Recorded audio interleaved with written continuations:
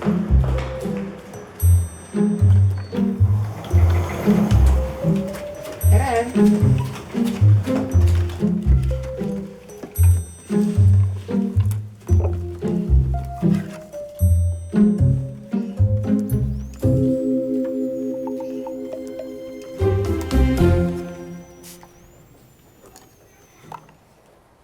Aga suur aitäh teile ja kohtume varsti jälle.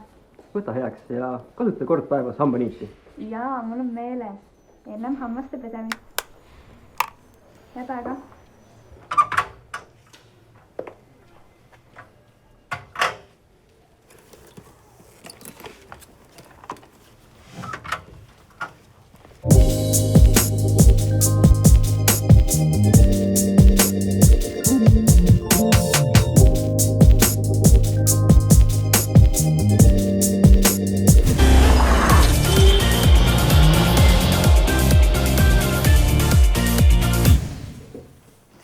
Tere!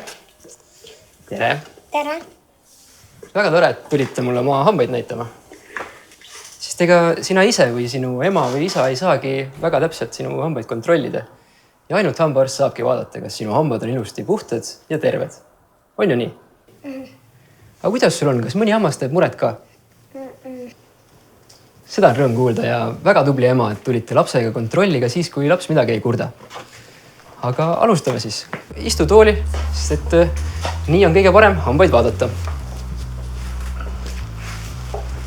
Kas sõidame?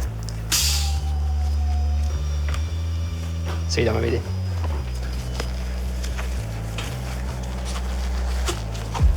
Nii, aga hakkame siis vaatama.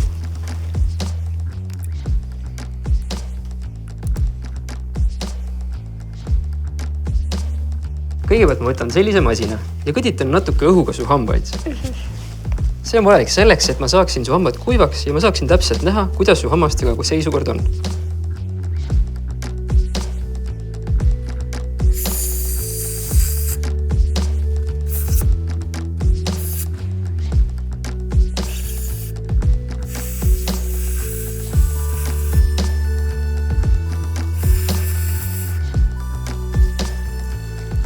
Nii, ja nüüd ma võtan sellise masina, mis on nagu elektriline hambahari. Sellega saan su hambad eriti puhtaks teha.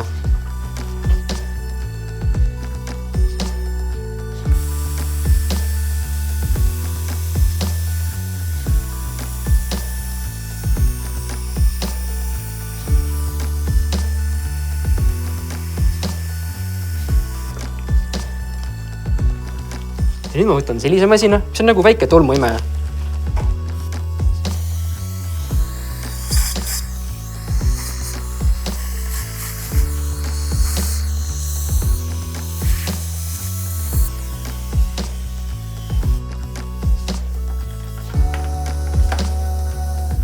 Ja ongi kõik. Sinu hambad on ilusti terved, aga ootan sind kontrolli jälle aasta pärast. Aga sina ära siis unusta ikka pesta hambaid igal hommikul ja õhtul, sest mustus tuleb ju kogu aeg tagasi. Ja teie aidake ikka poisil meeles pidada ja järgida hammaste tervena hoidmise 5 kuldreeglit. Vaata, et valid tervislikud toidud ning ei söö palju magusat. Oluline on jätta hammastele puhkust, see tähendab, et toidukordade vahel ei näksi. Kui juua tahate, siis jooge vett. Peske hambaid kindlasti nii hommikul kui õhtul ja kord aastas tulge ikka mulle külla.